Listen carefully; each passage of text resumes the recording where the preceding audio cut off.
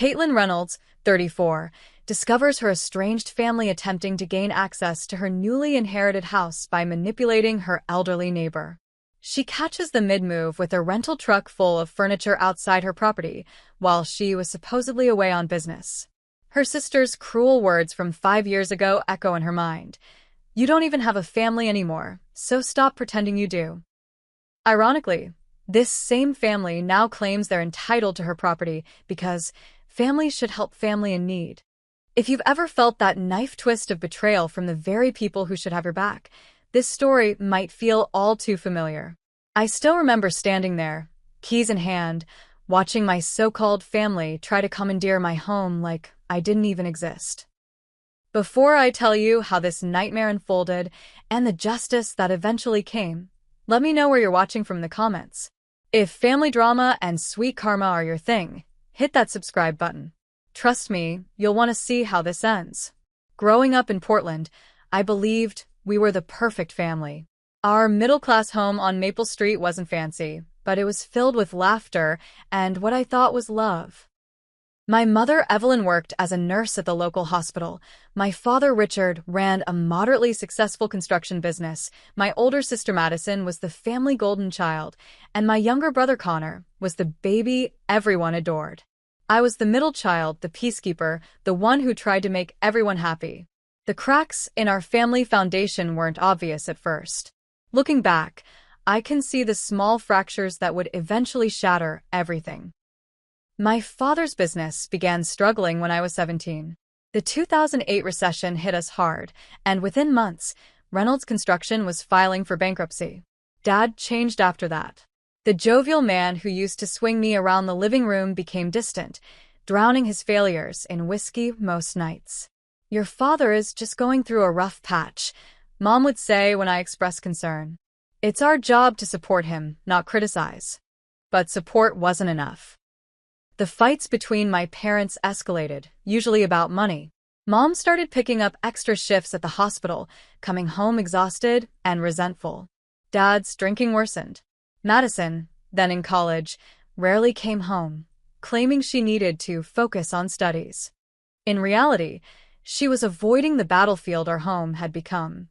By my senior year of high school, divorce was inevitable. I remember the night they told us. Connor was 15, still young enough to cry openly. Madison, home for the weekend from Portland State, immediately sided with Mom. "How could you do this to us?" she screamed at Dad, while Mom stood by with a satisfied expression that chilled me. I stayed silent, understanding there were no winners in this war. The divorce was finalized 3 months before I left for college. I chose a school 4 hours away, needing distance from the toxicity. Mom got the house and primary custody of Connor. Dad moved into a small apartment across town, promising to stay involved in our lives. Those promises, like so many others, evaporated quickly. While I was away at college studying business with a focus on real estate, the family dynamic shifted dramatically. Mom transformed from the tired but caring nurse into someone I barely recognized. Her bitterness about the divorce consumed her. She spoke poorly of Dad to anyone who would listen, including Connor, who absorbed every word. Madison, always Mom's favorite, became her confidant and ally. They were eerily similar, both beautiful, charismatic, and skilled at emotional manipulation. Madison dropped out of college after 2 years, claiming she wanted to pursue other opportunities. Those opportunities never materialized into anything substantial, but Mom defended her every decision. "Your sister is an entrepreneur at heart," she would tell me during our increasingly uncomfortable phone calls. Not everyone needs a degree to be successful. I graduated with honors and secured a position with a respected real estate firm in Portland. Moving back was a difficult decision, but I felt responsibility toward my family despite our strained relationships. Connor was starting college by then, following Madison's footsteps to Portland State, his tuition partially covered by my financial support. That's when the pattern became clear. Every family gathering turned into a subtle shakedown. Madison needed money for a car repair. Connor's textbooks were unexpectedly expensive. Mom's roof was leaking. Dad, now barely in the picture, occasionally surfaced to ask for loans he never repaid. I helped when I could, establishing boundaries that were constantly tested. As my career advanced and my financial situation improved, the requests increased in frequency and amount. Madison, at 28, decided she wanted to open a boutique downtown. She had no business plan, no experience in retail, and no savings. "I need $25,000 for startup costs," she announced during a Sunday dinner at Mom's house 5 years ago. "You can afford it. Your commission on that waterfront property last month was twice that." I'd worked 60-hour weeks for months to close that deal. The commission was substantial, yes, but I'd earmarked it for a down payment on my own home, something I'd been working toward for years. "I can't give you that much money, Madison. Maybe I could help you develop a business plan and approach a bank for a proper loan." The temperature in the room dropped instantly. Mom put down her fork with a clatter. Connor stared at his plate. Madison's face contorted with rage. "After everything this family has done for you? You're really going to be that selfish? What exactly has this family done for me?" The words slipped out before I could stop them, years of frustration bubbling to the surface. "I've been supporting everyone since I graduated. I helped with Connor's tuition. I paid for your car repairs 3 times this year alone." Mom stood up, her chair scraping against the hardwood floor. "How dare you throw that in our faces? That's what family does. We help each other." "No, that's what I do. When was the last time any of you helped me?" The argument escalated quickly. Years of resentment poured out from all sides. Madison called me selfish and entitled. Connor accused me of thinking I was better than everyone. Mom delivered the final blow. "You've changed, Caitlin. Money has made you cold. If you can't be there for your family when we need you, then maybe you're not really part of this family anymore." Madison nodded in agreement. "You don't even have a family anymore, so stop pretending you do." I left that night with tears streaming down my face, their words cutting deeper than they could possibly know. That was the last time I set foot in my mother's house. The last time I was in the same room with all of them. 5 years of silence followed, broken only by Connor's occasional text messages when he needed something. During those 5 years, I built a life for myself. I excelled at work, making senior agent within 3 years. I cultivated friendships that became my chosen family. Rachel, whom I met at a local business networking event, became the sister I wished I'd had. Thomas, a lawyer who helped with a complicated property closing, became a trusted friend and occasional dinner companion. I maintained contact with only one blood relative, my father's sister, Aunt Patricia. She had distanced herself from the family years before, labeled as difficult by my mother. In reality, she had simply refused to be manipulated. We met for coffee every few months, sharing stories and building a genuine relationship based on mutual respect rather than obligation. Aunt Patricia never married or had children. She lived alone in a beautiful craftsman house in Laurelhurst, one of Portland's most desirable neighborhoods. She worked as a librarian until retirement, living modestly but investing wisely. We never discussed money. Our conversations centered around books, travel, and occasionally family history. The good parts, before everything fell apart. When Aunt Patricia passed away peacefully in her sleep at 78, I grieved deeply for the woman who had shown me what unconditional love actually meant. I was shocked when her lawyer contacted me about the will. Patricia had left me everything, most significantly, her house, worth approximately $850,000 in Portland's booming market. "She wanted you to have it, Mr. Harmon," her attorney, told me during the reading. "She said you were the only one who saw her for who she was, not what you could get from her." I moved into the house 2 months later, after settling the estate. The 1920s craftsman with its original woodwork, stained glass windows, and wraparound porch felt like home immediately. For the first time in my adult life, I felt settled, at peace, like I finally had solid ground beneath my feet. That peace lasted exactly 3 months and 17 days. The first sign of trouble came in the form of a Facebook friend request from Madison. 5 years of silence, and suddenly she wanted to reconnect through social media? I ignored it initially, assuming she'd clicked my profile by accident. Then came a text message from Connor. "Hey sis, long time no talk. How's life treating you? As if we'd simply lost touch, rather than them explicitly telling me I wasn't family anymore. I responded politely but briefly, curious about this sudden interest in my existence. The voicemail from my mother arrived 3 days later. "Caitlin, it's your mother. I think it's time we put the past behind us.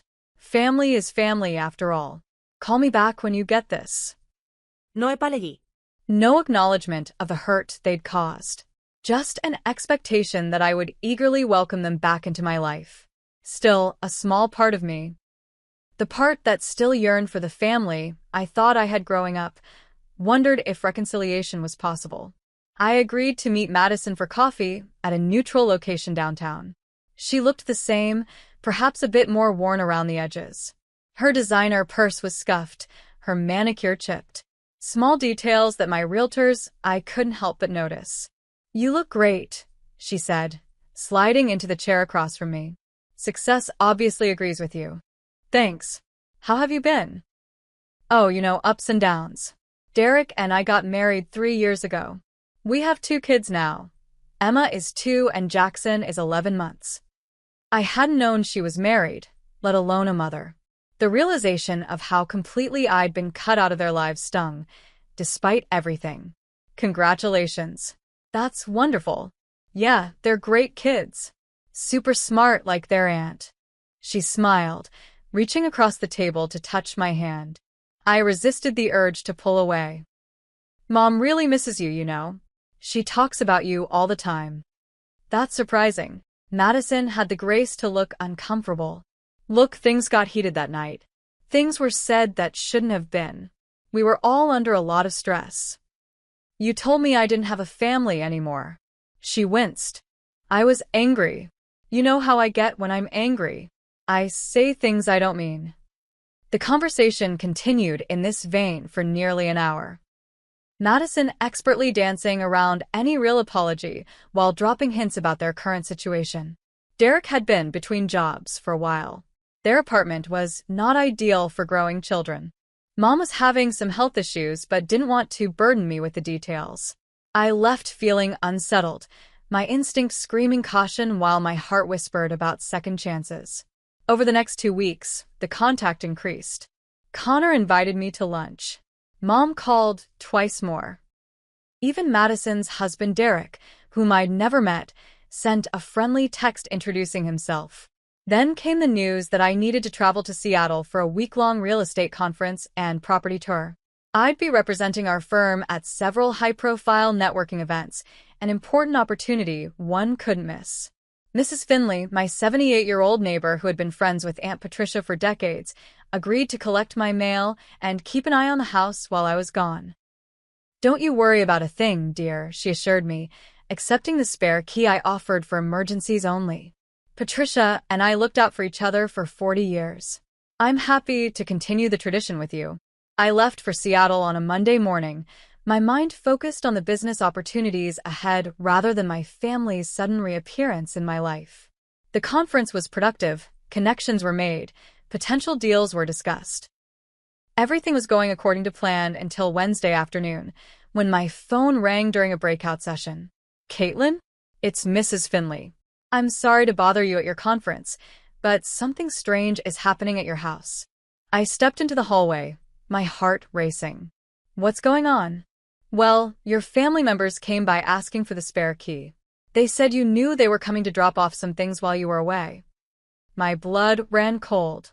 "My family? Who exactly?" "Your sister Madison, I believe. And a young man who said he was your brother. They were very insistent that you had asked them to bring some furniture by today specifically." "Mrs. Finley, I didn't ask them to do anything. Did you give them the key?" No, dear. Something didn't feel right about it. Patricia always told me to be careful about her family. Said they only came around when they wanted something. Relief washed over me. "You did the right thing. Please don't give anyone access to my house, no matter what they say." "Of course not." "But Caitlin," they seemed very determined. "They said they'd come back tomorrow with proof that you knew about this arrangement." I ended the call and immediately booked a flight back to Portland, scheduled to arrive early the next morning. I sent apology emails to the conference organizers, claiming a family emergency. Technically not a lie. Sleep evaded me that night, my mind racing with possibilities, none of them good. The flight landed at 8:43 a.m. I took an Uber directly from the airport to my house, anxiety building with every mile. As we turned onto my street, I saw it, a large moving truck parked in my driveway, its back door open to reveal furniture and boxes. A man I didn't recognize was carrying a coffee table toward my front porch, where more boxes were stacked. Madison stood in the driveway, clipboard in hand, directing two movers where to place things. She was so focused on her task that she didn't notice my arrival until I was 10 feet away, suitcase still in hand. What the hell is going on here? My voice came out steadier than I felt. Madison jumped, her clipboard clattering to the ground. Caitlin, you're supposed to be in Seattle until Monday. Clearly. Is that why you chose now to move into my house? Because you thought I wouldn't be here to stop you. Her face flushed, but she recovered quickly. Don't be dramatic. We're just bringing over a few things. Mom thought it would be nice to surprise you with some family heirlooms. Family heirlooms? In a moving truck? Try again, Madison. Before she could respond, the front door opened and my mother emerged, looking startled to see me. Behind her, Connor appeared in the doorway, his arms full of what looked like measuring tape and notepads. What are you doing inside my house? I demanded, moving toward the porch. How did you get in there? Mom attempted a smile that didn't reach her eyes. Caitlin, sweetheart, calm down. There's a perfectly reasonable explanation for all of this. I'm listening. Well, when we heard about Patricia leaving you this beautiful house, we were so happy for you. But it seemed silly for you to rattle around in this big place all alone when we could help each other out. Help each other out, I repeated flatly. Yes. Madison and Derek's lease is up, and you know how expensive Portland rentals have become. Mom's having some health issues and could use family nearby. It just made sense for us to move in together. One big, happy family, just like you always wanted. The audacity was breathtaking. I pushed past her into my own house, finding the living room in disarray. Some of my furniture had been pushed against walls. In the kitchen, my carefully organized cabinets were open, dishes rearranged to make room for unfamiliar cookware. Get out, I said quietly, turning to face them. All of you, get out of my house right now. Now, Caitlin, Mom began, her voice taking on the patronizing tone I remembered from childhood. I know this is a surprise, but if you think about it, I said get out. This is breaking and entering. This is my house, not yours. I never invited you here. I never agreed to anyone moving in. Connor stepped forward, hands raised placatingly. Sis, we thought you'd be happy. You always talked about wanting the family back together. That was before you all told me I wasn't family anymore. Before 5 years of silence. Before you tried to move into my house behind my back. A minivan pulled up behind the moving truck, and Derek stepped out, looking confused. 2 small children were strapped into car seats in the back. What's going on? He called. Why aren't the movers taking things inside? Madison hurried over to him, speaking urgently in hushed tones. His expression darkened as he looked over at me. This is insane, I said, pulling out my phone. I'm calling the police. You would call the police on your own family? Mom's voice rose dramatically. After everything we've done for you? What exactly have you done for me, Mom? Besides tell me I wasn't part of the family anymore? Besides try to steal my house? We're not stealing anything, Madison interjected, rejoining us on the porch. Family helps family. That's what Patricia would have wanted. The mention of my aunt's name was the final straw. Don't you dare speak about Patricia. You never visited her. You never called her. You didn't attend her funeral. You have no idea what she would have wanted. She was our aunt too, Connor mumbled. Get out now, or I'm calling the police. This is your only warning. They didn't believe me. Perhaps they thought family loyalty would ultimately win out, or that I wouldn't want to create a scene in the neighborhood. They were wrong on both counts. 10 minutes later, 2 police officers arrived, responding to my report of trespassers refusing to leave my property. The family drama that unfolded on my front lawn that morning would have been mortifying if I'd had any emotional investment left in these people. Mom cried theatrical tears about her ungrateful daughter. Madison alternated between rage and fake concern about my mental state. Connor mainly looked uncomfortable, while Derek loaded their children back into the minivan, clearly wanting no part of this public spectacle. The officers, to their credit, remained professional throughout. They verified my ownership of the property, examined my identification, and firmly but politely instructed my family to remove their belongings from my property immediately. "But where are we supposed to go?" Madison wailed, gesturing toward the moving truck. "We've already given notice on our apartment." "That's not Ms. Reynolds' problem, ma'am," the female officer stated calmly. "This is her private property, and she has the right to determine who enters it." I stood on the porch, arms crossed, watching as they reluctantly began loading their boxes back into the truck. The reality of what they had attempted to do was still sinking in. They had planned to move into my house without permission. They had tried to manipulate my elderly neighbor. They had somehow gained entry to my home while I was away. As the truck finally pulled away from the curb, Madison rolled down the passenger window and shouted, "This isn't over, Caitlin. Family is forever, whether you like it or not." The irony of her words wasn't lost on me. 5 years ago, I wasn't family. Now, suddenly, family was forever when they needed something from me. I thanked the officers, closed and locked my front door, and sank to the floor, trembling with a mixture of anger, shock, and an odd sense of relief. They had shown their true colors in a way that was impossible to misinterpret. Any lingering doubts I had about cutting them from my life were gone. What I didn't realize then was that this was only the beginning. My family wasn't going to give up that easily. Not when they had already invested so much in their plan to take over my home. And possibly much more. The confrontation on my front lawn marked the beginning of what I now refer to as the siege. Having failed in their initial attempt to move in while I was away, my family shifted tactics. Instead of backing off, they doubled down, seemingly determined to wear me down through persistence and manipulation. It started with phone calls, constant, unrelenting attempts to contact me from different family members. When I blocked their numbers, they used other phones. When I stopped answering unknown numbers, they left voicemails. The messages ranged from tearful apologies to thinly veiled threats, all centered around one core theme. I was being selfish, unreasonable, and cruel to my poor family in their time of need. "Caitlin, it's your mother. I raised you better than this. After everything I sacrificed for you children, this is how you repay me? By leaving your own family homeless. Hey sis, Connor here.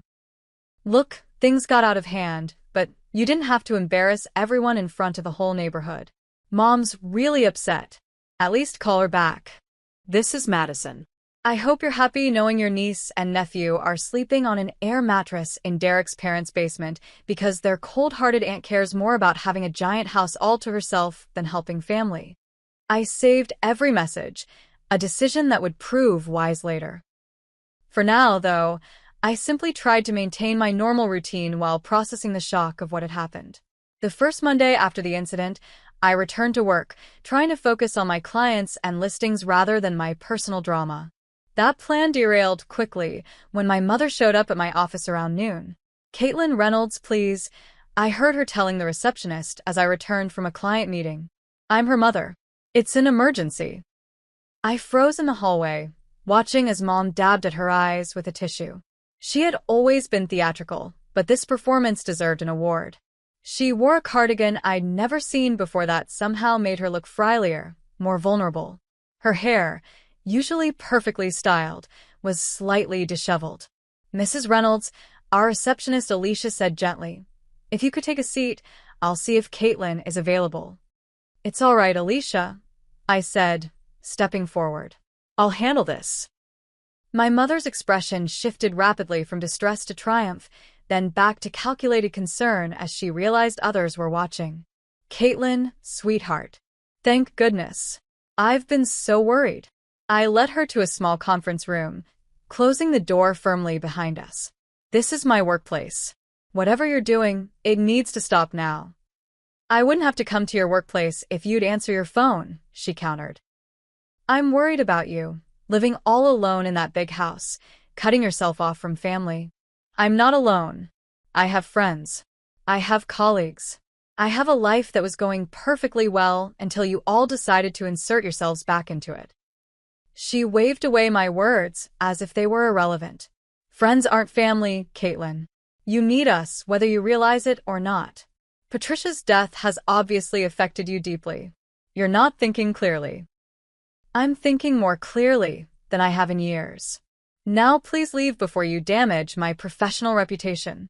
That's all you care about, isn't it? Your career, your money, your house. What about people? What about relationships? Relationships are built on respect and trust, neither of which you've shown me. The conversation deteriorated from there. By the time I finally convinced her to leave, several of my colleagues had gathered in the hallway, pretending not to eavesdrop on the increasingly heated exchange.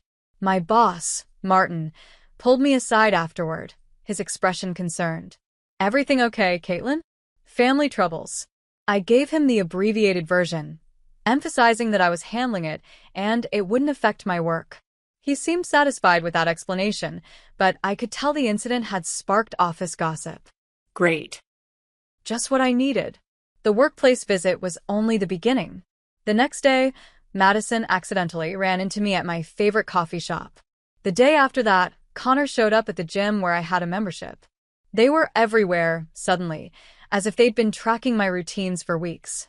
Perhaps they had. The most disturbing incident came 10 days after the moving truck fiasco. I arrived home from work to find Madison's 2 children sitting on my front porch, a small suitcase beside them. Emma, the older one, looked up at me with solemn eyes. Are you Aunt Caitlin? Mommy said to wait here for you. My heart sank. Where is your mommy, sweetheart? She had to go do errands. She said you would watch us for a little while. A little while turned out to be 5 hours. No note. No way to contact Madison as she wasn't answering her phone.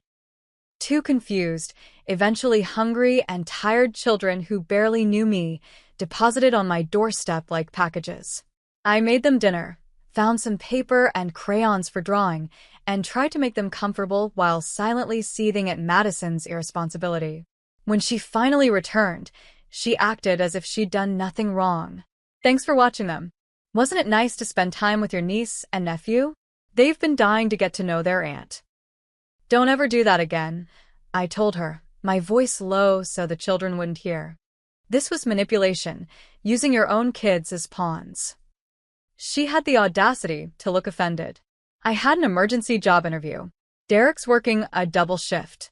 We don't have money for babysitters right now. Then you call and ask.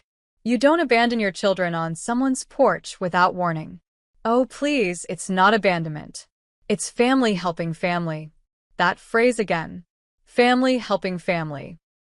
As if it were a magical incantation that justified any behavior, no matter how inappropriate or inconsiderate. The incident that finally pushed me to take legal action occurred 3 weeks after the moving truck confrontation. I was awakened at 2:17 a.m. by pounding on my front door.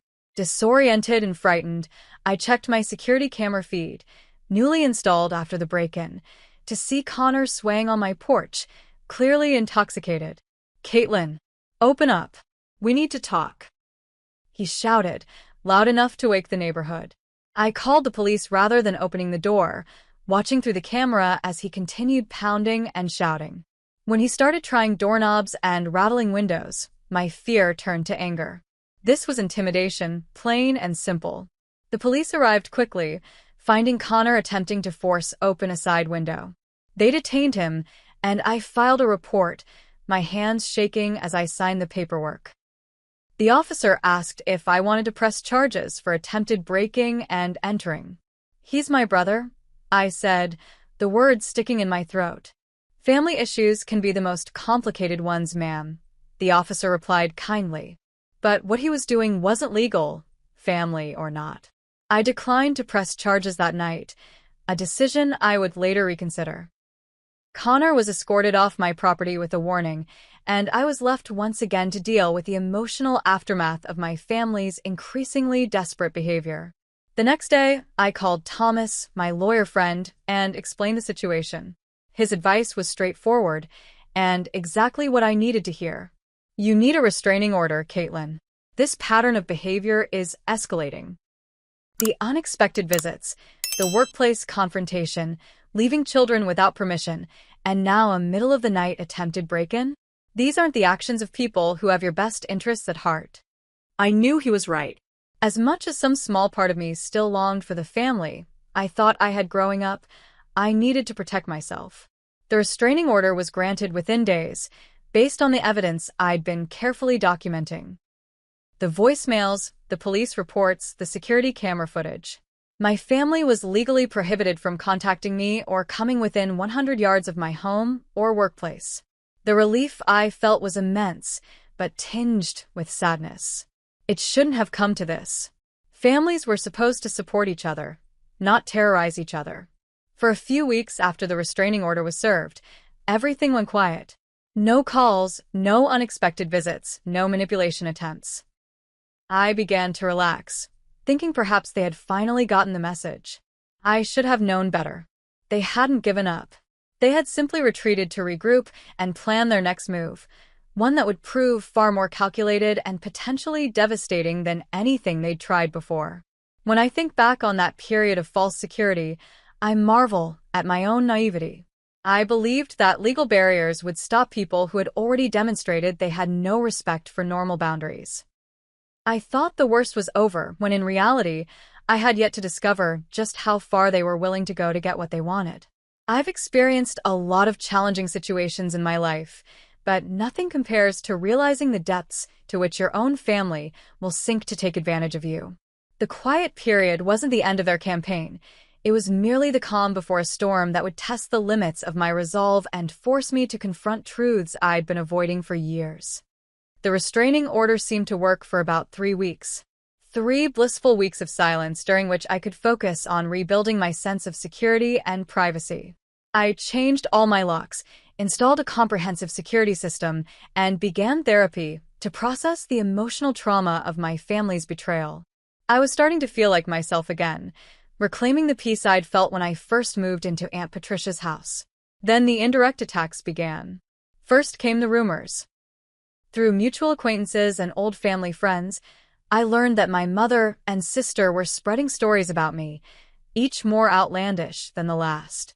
According to them, I had suffered a mental breakdown after Aunt Patricia's death. I was unstable and paranoid, imagining threats where none existed. The restraining order was characterized as a symptom of my deteriorating mental health rather than a necessary protection against their harassment. I ran into Evelyn at the grocery store, my former high school teacher Mrs. Bennett told me during a chance encounter. "She's so worried about you, dear. She said you've been acting erratically since your aunt passed. Is there anything I can do to help?" Similar conversations happened repeatedly, each one revealing another thread of the narrative my family was weaving. I was portrayed alternately as mentally ill, dangerously selfish, or under the influence of toxic friends who had turned me against my loving family. Most disturbing were the claims about Aunt Patricia's inheritance.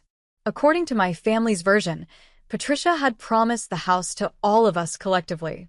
I had somehow manipulated the situation, either by controlling Patricia in her final years or by interfering with her will. The details varied depending on who was telling the story, but the conclusion remained consistent.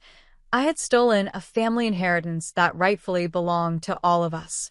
"You know I'd never believe such nonsense," Rachel assured me over dinner one evening. "But they're being very convincing to people who don't know the whole story. Madison even cried when she told my cousin about how you took advantage of Patricia's confusion near the end." I sighed, pushing my barely touched meal away. Patricia wasn't confused. She was sharp until the very end. The lawyer can confirm that. I know. But they're creating a narrative that makes sense to outsiders. The greedy daughter who abandoned her struggling family, then swooped in to steal an inheritance. People love to believe the worst, especially about successful women. She was right, and that realization made me feel sick. My carefully built reputation, both personal and professional, was being systematically undermined. Clients began canceling meetings with vague excuses. Invitations to social events dwindled. Even some of my colleagues seemed to view me differently, their interactions becoming more formal, less friendly. The family had found a way around the restraining order. They couldn't contact me directly, but they could poison the well of my community against me. I was in the middle of explaining this latest development to Thomas during our weekly dinner when my phone buzzed with a notification from my security system. Someone was at my front door. I checked the camera feed to see Mr. Harmon, Aunt Patricia's lawyer, standing on my porch, looking troubled. "I need to take this," I told Thomas, already moving to answer the door. Mr. Harmon's expression was grave as I invited him in. "I apologize for the unannounced visit, Caitlin, but I thought you should know about this immediately. Your family has been contacting my office repeatedly, making some rather serious allegations." My stomach dropped. What kind of allegations? They're challenging the validity of Patricia's will. They claim she wasn't of sound mind when she made her final arrangements. They're also suggesting you exerted undue influence over her decisions. That's ridiculous. You met with her regularly. You know she was completely lucid. He nodded, removing his glasses to clean them, a nervous habit I'd noticed during the will reading. Of course I know that. And my notes and the proper execution of the will should make their challenge unsuccessful. But they're being quite persistent and, unfortunately, will contests can be messy and protracted even when they have no merit. "They're doing this to wear me down," I said quietly, the realization settling heavily in my chest. "They think if they make my life difficult enough, I'll give in just to make it stop." Mr. Harmon replaced his glasses, his expression sympathetic. "That would be my assessment as well. For what it's worth, I don't believe they have a legitimate case.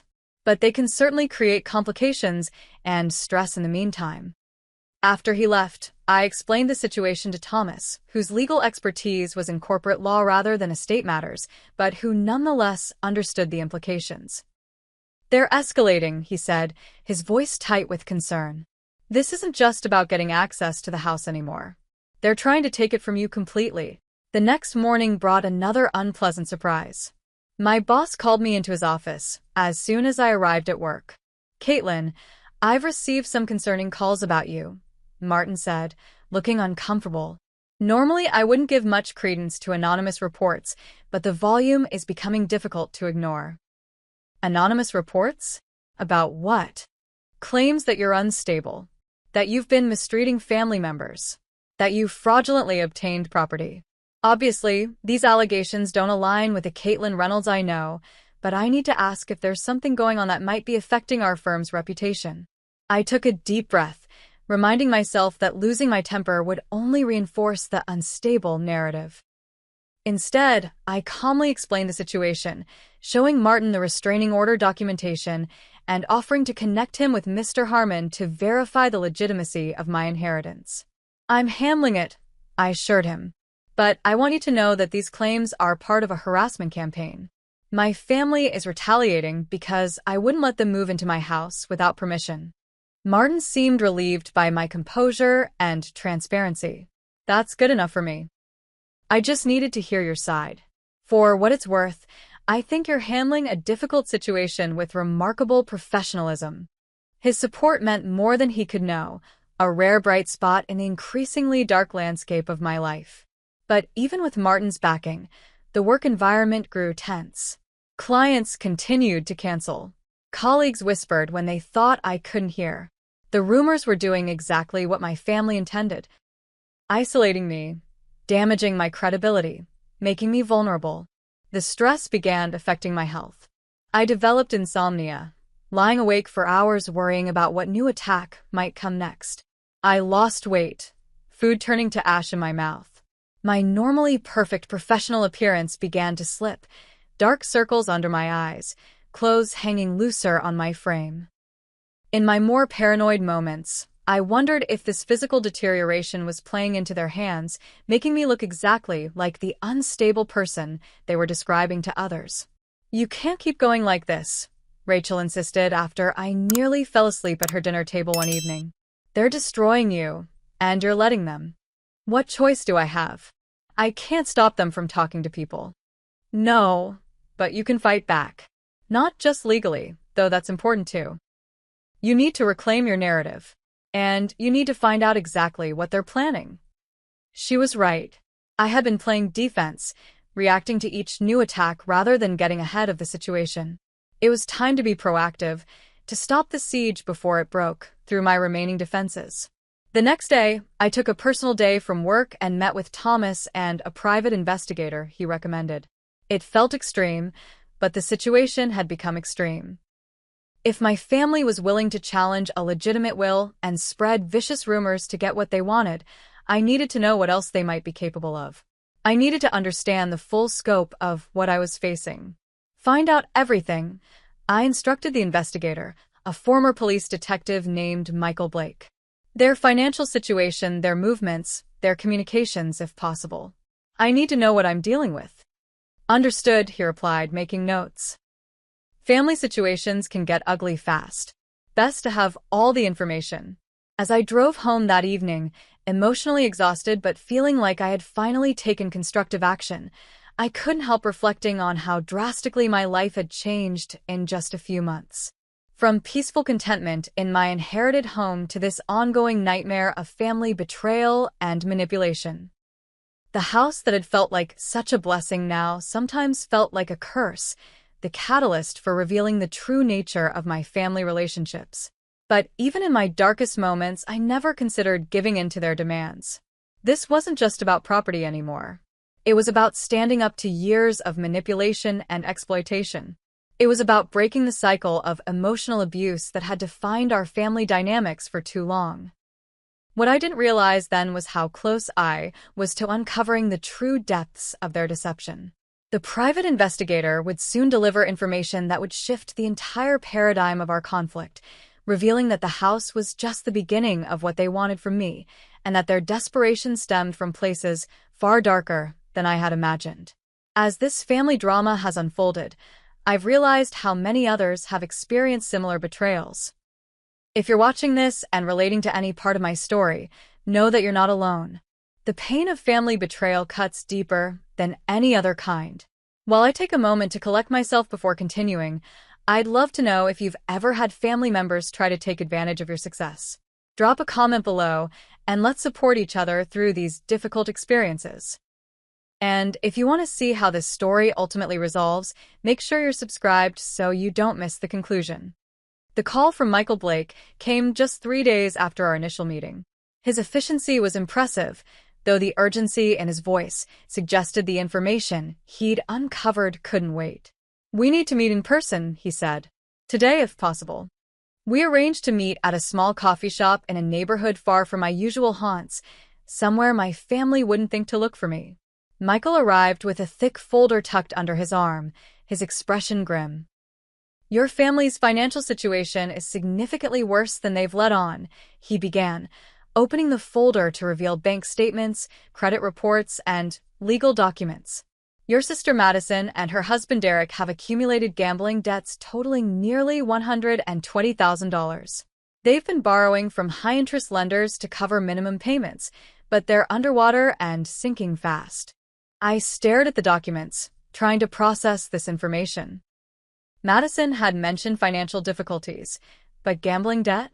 That was unexpected. What about my mother? Michael flipped to another section of the folder. Evelyn Reynolds refinanced her house 3 times in the past 4 years. She's pulled out nearly all the equity and is 3 months behind on payments. The bank has initiated pre-foreclosure proceedings. And Connor? 2 DUIs in the past year, resulting in significant legal fees. He also has an ex-girlfriend who filed for child support for a 2-year-old son. Paternity was confirmed, and he's already $8,000 in arrears. I sat back, stunned. Connor has a child? I had no idea. "There's more," Michael continued, his tone becoming even more serious. "During my investigation, I spoke with several acquaintances of your family members under the pretext of being a financial advisor. Multiple people mention that your family has been telling everyone they're moving into Patricia's house. Not visiting, not staying temporarily. Moving in permanently. This aligned with what I'd already witnessed, but Michael wasn't finished. Yesterday, I managed to speak with Jenna Miller, who worked with Madison at her last job. According to Jenna, Madison has been planning this move for months, ever since learning about your inheritance. She specifically told Jenna they intended to establish residency in your house. Establish residency? What does that mean exactly? In legal terms, it means creating a situation where they would be considered tenants rather than guests. Oregon law provides significant protections for tenants, making eviction a lengthy and complicated process even when no rent has been paid. If they had successfully moved in and established residency, you might have been forced to go through formal eviction proceedings to remove them. The coffee turned bitter in my mouth as I absorbed this information. Their plan had been more calculated than I'd realized. They hadn't just opportunistically tried to move in. They had researched and planned a strategic occupation of my home that would be difficult to reverse once accomplished. "There's one more thing you should see," Michael said, pulling out a small evidence bag containing what looked like copies of keys. "These were found in Derek's car when I was conducting surveillance. They appear to be copies of your house keys." My blood ran cold. How would they have gotten copies of my keys? That's unclear. But it suggests they may have had access to your house before the moving truck incident. After meeting with Michael, I drove straight home, my mind racing. If they had copies of my keys, they could have been entering my house while I was at work. The thought made my skin crawl. How long had this been going on? What had they done inside my home? I pulled into my driveway and sat for a moment, staring at the house that had become the center of this nightmare. Then I noticed something out of place. My recycling bin had been moved from its usual spot beside the garage. It was collection day, but the truck had already come through our neighborhood that morning. Following a hunch, I got out and checked the bin. Inside, buried beneath junk mail and empty containers, I found a printout of a legal article titled, "Establishing Squatters' Rights in Oregon." Several passages were highlighted, including information about adverse possession and tenant rights. They had been in my house. Today, While I was meeting with Michael, I called a locksmith immediately, arranging for emergency service to change every lock in the house. While waiting for them to arrive, I conducted a thorough search of my home, looking for any other evidence of intrusion or tampering. In my home office, I discovered a file folder missing from my desk, one containing insurance documents related to the house. In the guest bedroom, the closet door was slightly ajar, though I distinctly remembered closing it the previous day. Small signs, easily overlooked individually, but collectively painting a disturbing picture of ongoing unauthorized access. The locksmith arrived within the hour and changed every external lock, providing me with the only keys to the new locks. I also called my security company to upgrade my system, adding interior motion sensors and cameras. The sense of violation was profound, but at least I was taking concrete steps to protect myself. The next morning, I visited Mrs. Finley, hoping she might have noticed any suspicious activity around my house while I was away. "Oh dear," she said when I explained my concerns, her lined face creasing with worry. "I should have told you sooner, but I didn't want to alarm you unnecessarily." "Told me what, Mrs. Finley?" "Your sister, Madison, is it? She's been coming by regularly. Always when your car is gone. I assumed you knew about it. She's been coming to my house when I'm not home? How often?" "At least twice a week for the past month or so. Sometimes with her husband, sometimes with your mother. They always have some explanation about dropping things off for you or picking up items you requested." my heart sank. "Mrs. Finley, I never asked them to drop off or pick up anything.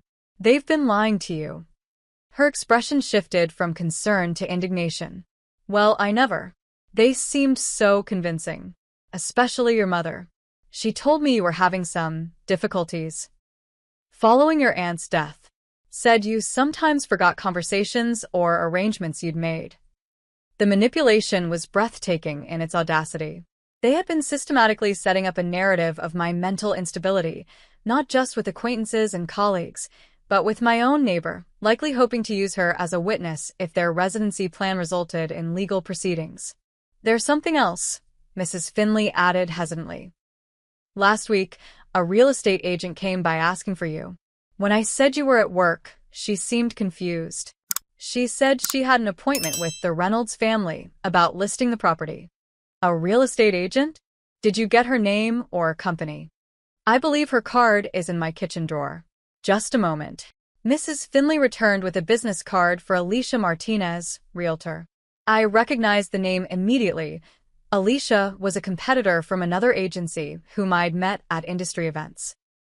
I called her from Mrs. Finley's phone, identifying myself and asking about the supposed appointment. Caitlin. Yes, I was quite confused when I visited your property last week. A woman claiming to be Evelyn Reynolds had called to discuss potentially listing the house.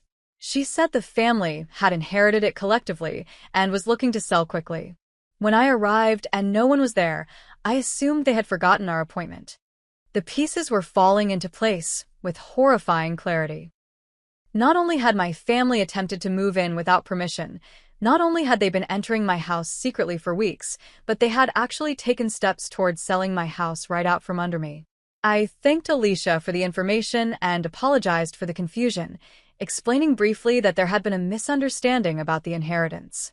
After hanging up, I sat with Mrs. Finley, trying to process this latest revelation. I feel terrible, she said, patting my hand. Patricia always told me to be careful around your mother.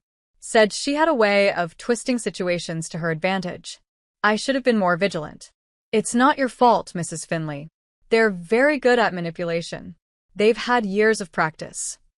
After leaving Mrs. Finley's, I drove straight to Thomas's office, bypassing his secretary with a brief explanation about an emergency. He looked up from his desk, concern immediately crossing his face when he saw my expression. They've been planning to sell my house, I told him without preamble. They've been entering it without permission for weeks. They contacted a real estate agent pretending to have authority to list the property. Thomas's expression darkened. That's fraud. Criminal fraud. Not just a family dispute anymore. I know. And I'm done playing defense. I need to know all my legal options, not just for keeping them away from me, but for holding them accountable for what they've already done. We spent the next 2 hours discussing strategy, with Thomas occasionally consulting colleagues with expertise in criminal law and real estate fraud. By the time I left his office, I had a clear plan of action, one that would not only protect me going forward but potentially deliver consequences severe enough to end their campaign against me permanently. The most disturbing discovery, however, came that evening. As I was thoroughly cleaning my house, attempting to reclaim my space from their invasion, I found a small notebook wedged between the cushions of my living room sofa. It wasn't mine. The notebook contained lists, calculations, and notes in Madison's handwriting. Most were financial figures, calculations of the house's potential selling price, commission rates, how the proceeds might be divided. But on the final page was something that made my blood run cold. A crude timeline titled Caitlin Removal Plan. The timeline detailed steps already taken. Copy keys, scout house layout, contact agent for valuation, research residency requirements. But it also included future plans, move in essential items gradually, establish mail delivery, and most disturbingly, medication strategy with a question mark. What medication strategy could possibly mean in this context, I didn't want to imagine. But the implication was clear. Their plans might have extended beyond merely taking my house. They might have been plotting something far more sinister. I photographed every page of the notebook before placing it in a sealed bag as evidence. Then I called Michael Blake to report this new discovery. His response was immediate and grave. Don't stay in that house tonight. Go to a hotel or a friend's place. We don't know how far they're willing to go. I spent that night at Rachel's apartment, the notebook safely locked in her personal safe. Sleep evaded me as I grappled with the reality that my own family might have been plotting not just to steal my house, but potentially to harm me in the process. The next morning, with Rachel's unwavering support, I made a decision. It was time to stop reacting to my family's moves and start making my own. Time to gather all the evidence, build an irrefutable case, and take decisive action that would end their campaign once and for all. What began as a shocking discovery of family members trying to move into my house had evolved into something far darker, a coordinated conspiracy to defraud me, potentially endanger me, and steal what was rightfully mine. The time for half measures and restraint was over. My family had declared war, and I was finally ready to fight back with everything I had. The first step in my counterattack was comprehensive documentation. Every voicemail, every text message, every piece of evidence needed to be organized and preserved. Rachel helped me create a chronological record of all interactions with my family since Aunt Patricia's death, including dates, times, witnesses, and supporting evidence where available. Documentation is power, she reminded me as we worked late into the night. Especially when dealing with people who will lie and manipulate to get what they want. The security upgrades to my house were completed the next day, a sophisticated system with motion detection, 24/7 recording, and remote monitoring capabilities. Every entrance was covered, including windows and the previously vulnerable back door. I also hired a professional to sweep for listening devices or hidden cameras they might have planted during their unauthorized entries. My next stop was Mr. Harmon's office to discuss Aunt Patricia's will in greater detail, particularly any insights he might have about why she chose to leave everything to me rather than dividing it among family members. Patricia was very clear about her wishes, he assured me, pulling out his notes from their meetings. She updated her will 3 times in the 5 years before her death. The first version, drafted shortly after your family conflict began, actually did include small bequests to your mother and siblings. What changed? According to my notes, Patricia became concerned about their intentions. She mentioned that your mother had started calling her regularly after years of minimal contact. She found the sudden interest in her welfare suspicious, especially when these calls inevitably turned to discussions of Patricia's house and financial affairs. He flipped through his notebook, finding a specific entry. Here it is. October 12th, 3 years ago. Patricia said, Evelyn asked if I've updated my will recently, then suggested I should consider leaving the house to the family collectively since Caitlin is doing so well financially and doesn't need it. She was quite disturbed by the presumption. That sounds like my mother, I said grimly. The final version of the will, signed 8 months before her death, included very specific language about her reasons for leaving everything to you. She wanted to ensure her wishes couldn't be misinterpreted or successfully challenged. Mr. Harmon handed me a sealed envelope.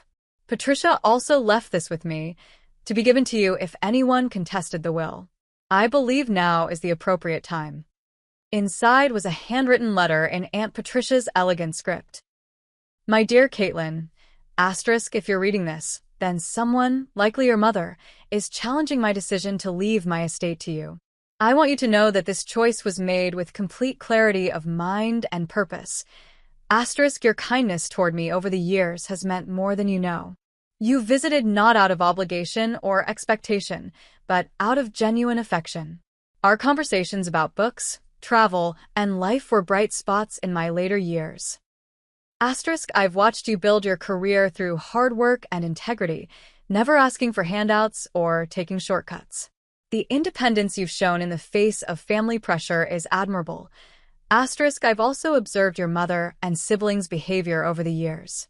Their sudden interest in my welfare coincided suspiciously with my diagnosis, though I've told no one but you about my health concerns. The pattern is familiar, the same pattern that led me to distance myself from them years ago. Asterisk this house has been my sanctuary. I want it to be yours now. A place where you can find the peace and stability your family never provided. Do not let them take this from you. Do not let them make you doubt yourself. Asterisk with love and confidence. Asterisk Patricia. Asterisk tears streamed down my face as I read her words. Even from beyond the grave, Aunt Patricia was looking out for me, understanding the family dynamics better than I had myself. This letter is powerful evidence of her intentions, Mr. Harmon said gently. Combined with my notes and the properly executed will, I believe any challenge will ultimately fail. but it may take time and be emotionally draining. I'm prepared for that, I assured him, carefully returning the letter to its envelope. I need one more thing from you, if possible. Documentation of any attempts my family has made to contact you about the will, especially any misrepresentations about their relationship with Patricia or claims about her mental state. He nodded. I'll have my assistant compile everything we have. I assume this is for potential legal action beyond just defending the will. Yes. What they've done goes beyond a simple inheritance dispute. Armed with Patricia's letter and the promise of additional documentation from Mr. Harmon, I moved to the next phase of my plan, building a legal case. Thomas had referred me to Catherine Walsh, an attorney specializing in estate fraud and family property disputes. What your family has attempted constitutes several criminal offenses, Catherine explained during our initial consultation. Breaking and entering, fraud, attempted conversion of property, possibly even conspiracy and elder abuse if they were manipulating Patricia before her death. I don't necessarily want to send them to jail, I admitted. I just want them to stop and face consequences for what they've done. Understanding your leverage is important, even if you choose not to use it fully, she replied. The threat of criminal charges can be a powerful motivator for a settlement that includes their permanent withdrawal from your life. Catherine advised me to continue gathering evidence while she prepared potential legal filings. The most compelling evidence would come from catching them in the act of attempting to enter my property again or making further misrepresentations about ownership. Based on what you've told me, they've been persistent and escalating. They're likely to make another attempt, especially if they believe you're vulnerable or away from home. This conversation led to the most audacious element of my counterplan, a deliberate sting operation. I would create the appearance of another business trip, making it known through channels my family might monitor that I would be away for several days. In reality, I would remain nearby, waiting for them to make their move. It's risky, Rachel argued when I explained the plan. What if they do something dangerous? That's why we'll have the police on standby, I assured her. And you'll be monitoring the security feeds remotely. If anything seems off, you can alert the officers immediately. Preparations took nearly 2 weeks. I dropped casual mentions of an upcoming conference in Chicago during conversations with colleagues who had connections to my family. I booked flights and a hotel that could be canceled without penalty. I arranged for visible rideshare pickups that would suggest departure and absence. Meanwhile, Catherine assembled a comprehensive legal dossier on my family's activities. Michael Blake continued his surveillance, documenting their movements and conversations when possible. Thomas reviewed everything from a strategic perspective, identifying weaknesses in our approach and suggesting improvements. The plan was set in motion on a Tuesday morning.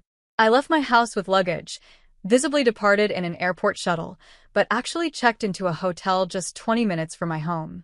Rachel set up command central in her apartment, monitoring my security cameras and keeping in touch with the plainclothes police officers parked discreetly near my property. For the first day, nothing happened. The second day passed similarly, with only a brief appearance by Madison slowly driving by the house around dusk. By the third day, I was beginning to think they had somehow discovered the trap. Then, at 10:17 a.m. on Thursday, the alerts began buzzing. First Madison and Derek arrived, parking down the street rather than in the driveway. They walked around the property, peering in windows and testing doors. Finding the locks changed, they made several phone calls. 30 minutes later, my mother arrived with Connor. More discussion in the driveway, more testing of doors. Then Connor disappeared around the back of the house. The rear camera caught him attempting to force open a window, just as he had during his late-night visit weeks earlier. They're making their move, Rachel texted. Police are ready. Should they intervene now? Not yet, I replied. Let's see how far they go. The answer came quickly. Connor managed to pry open a window that had been deliberately left with a faulty lock, part of our trap. The security system registered the breach, but was set to silent mode rather than triggering an audible alarm. One by one, they entered through the window Connor had opened. Rachel kept me updated via text as the police moved into position.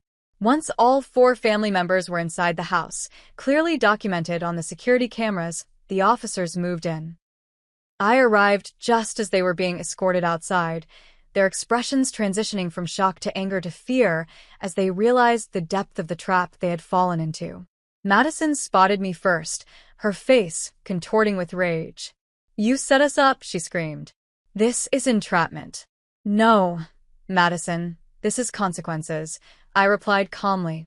"Breaking into my house once could perhaps be explained away.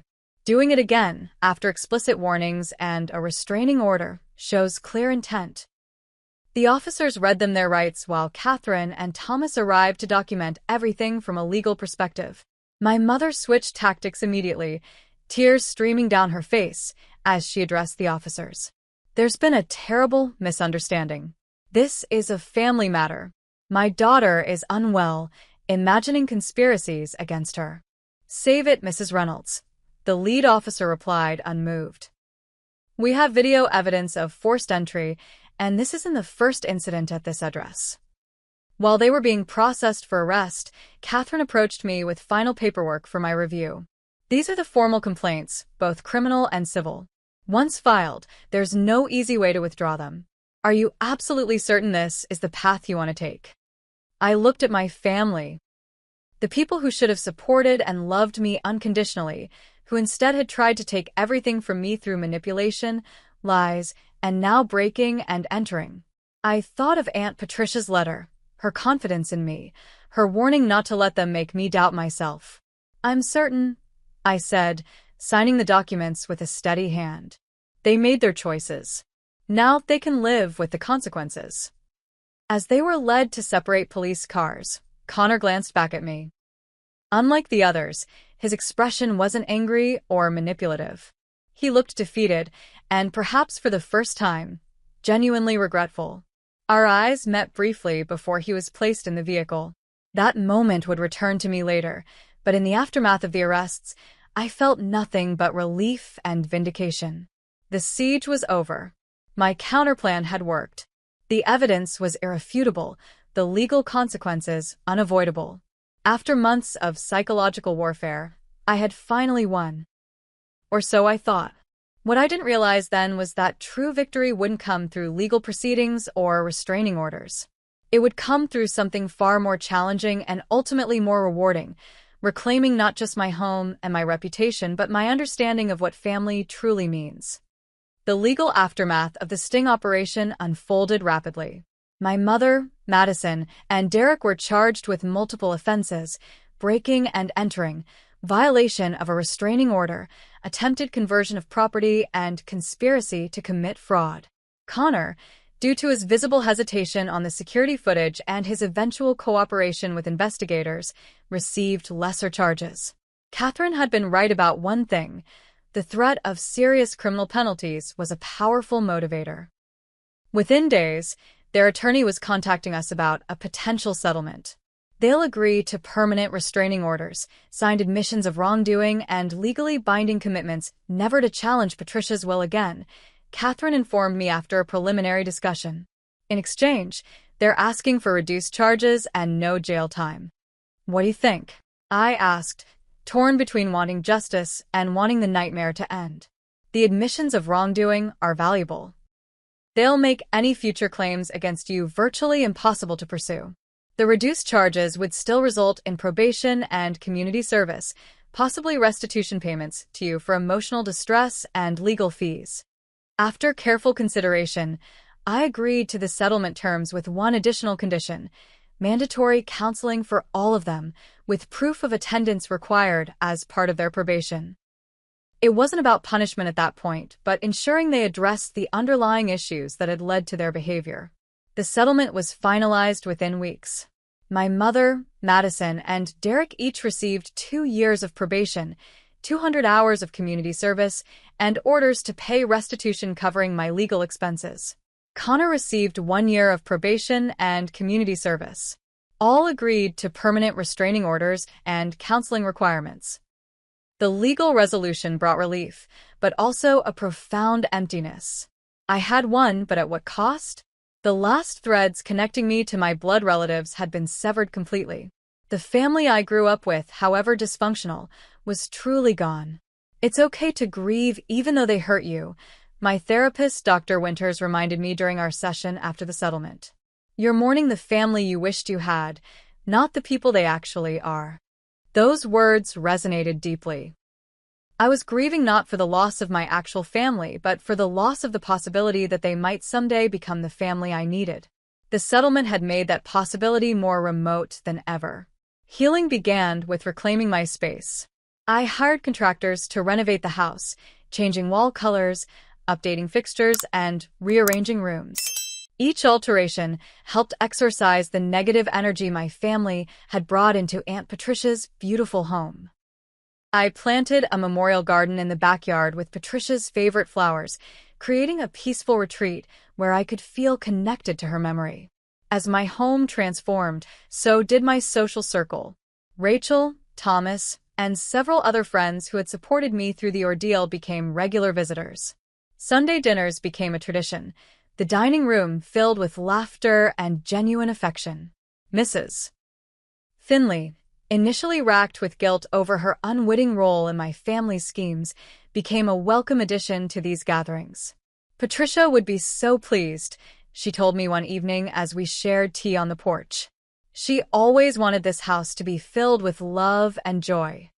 Professional recovery took longer. The rumors my family had spread affected my client relationships and reputation within the industry. Martin supported me throughout, assigning me to team projects until I could rebuild my individual client base. Gradually, through consistent professionalism and results, my standing recovered. 6 months after the settlement, life had developed a new normal. The legal drama was behind me, the house felt truly mine, and both my personal and professional relationships were thriving. Then came the letter from Connor. It arrived via Catherine's office, respecting the restraining order's prohibition on direct contact. Handwritten on simple lined paper, it was unlike the manipulative communications I'd received from my family in the past. Caitlin, I know you have every reason to throw this letter away unread. I wouldn't blame you if you did. But I hope you'll give me these few minutes of your time. First, I want to say clearly and without excuses, I am sorry. What we did to you was wrong. Not just the break-ins and the lies about the house, but the years before that. The way we treated you when you wouldn't give Madison the money. The things we said. All of it was wrong. I've been in counseling for 4 months now. It was court-ordered, but it's become something I value. My therapist has helped me recognize patterns in our family that I never questioned before. The manipulation. The conditional love. The way Mom pitted us against each other, with Madison as the golden child and you as the scapegoat. None of this excuses my actions. I made choices. I participated in hurting you. That responsibility is mine alone. You should also know that I have a son. His name is Lucas, and he's 2 years old. His mother and I aren't together, but I'm trying to be a good father. The kind of father who takes responsibility, who tells the truth, who breaks harmful patterns instead of perpetuating them. I don't expect forgiveness. I don't expect a relationship. I just wanted you to know that at least one member of this family recognizes the harm we caused and is trying to change, with respect and regret. Connor, I read the letter several times, emotions shifting with each reading. Skepticism, anger, Curiosity. hope. I discussed it with Dr. Winters during our next session, unsure how to respond or whether to respond at all. What does your intuition tell you? She asked. That it might be genuine. Connor always seemed the most uncomfortable with the family dynamics, even while participating in them. He was young when the patterns were established, more influenced by Mom and Madison than I realized. And what are you afraid of if you respond? Being manipulated again. Opening a door that should stay closed. Inviting chaos back into my life when I've finally found peace. Dr. Winters nodded. Those are valid concerns. What might a cautious response look like? One that acknowledges his effort without committing to anything further. After much consideration, I sent a brief reply through Catherine's office. Connor, thank you for your letter. I appreciate the apology and your commitment to counseling. Breaking family patterns is difficult, but important work. Asterisk, I'm not ready for direct contact or a relationship, but I acknowledge your efforts to take responsibility. I hope you continue on this path, especially as you raise your son. Asterisk, Caitlin, asterisk, it was a small opening. Nothing more. But it felt like the right balance between self-protection and recognition of the possibility of change. Meanwhile, life continued to evolve in positive directions. I was promoted at work, taking on more responsibility and mentoring newer agents. The garden I'd planted in Patricia's memory flourished, attracting butterflies and hummingbirds she would have loved. My friendship circle expanded, bringing diverse perspectives and experiences into my life. A year after the settlement, I established the Patricia Reynolds Foundation, a small nonprofit dedicated to helping young adults who had been estranged from toxic families. The foundation provided housing assistance, counseling services, and community connections for those who, like me, had to create family from scratch. I think this is the best possible use of Patricia's legacy, Mr. Harmon said when I shared the news. Creating something beautiful and healing from a painful situation. News of the foundation reached my mother and Madison, who predictably attempted to portray it as further evidence of my vindictiveness toward family. Their efforts gained no traction. By then, the truth about their actions was well established in our community. Their influence had waned as they dealt with the consequences of their choices. Connor, in contrast, sent a donation to the foundation through his attorney, along with a note of support for its mission. It was another small gesture, another hint that perhaps one branch of my family tree might eventually bear healthier fruit. The most unexpected development came 18 months after the break-in, when Mrs. Finley introduced me to her grandson Jack, a doctoral student visiting for the summer. Our initial conversations about architecture, his field, and real estate mine, evolved into friendship and, eventually, romance. Jack's warmth, integrity, and genuine interest in people reminded me that trust was still possible, even after betrayal. When Jack eventually met Connor, the only family member I had cautiously allowed back into my life, with strict boundaries and only occasional contact, the two men found surprising common ground. Both were committed to breaking cycles of dysfunction in their families. Both valued honesty and accountability. Both believed in the possibility of change, however difficult the process. As I look back now on the journey from that shocking day, when I found my family attempting to move into my house to where I am today, I'm struck by how differently things turned out than anyone could have predicted. The house that became a battleground has transformed into a true sanctuary, not just for me, but for the chosen family I've built. What my blood relatives tried to take by force has become something they could never have appreciated anyway, a home filled with genuine love, mutual respect, and unconditional support. Madison and Derek eventually divorced, their relationship unable to withstand the financial and legal aftermath of their actions. My mother moved to Arizona, apparently telling new acquaintances a revised version of family history in which I barely exist. Some patterns never change. Connor's journey has been different. After completing his counseling and probation, he secured steady employment and has become a devoted father to Lucas. Our relationship remains cautious. Text messages on birthdays, occasional coffee meetings in public places, always with clear boundaries. It's not the close sibling bond some might envision, but it's honest and respectful, which is more than I once thought possible. Mrs. Finley has become the grandmother figure I never had, sharing Patricia's stories and creating new ones together.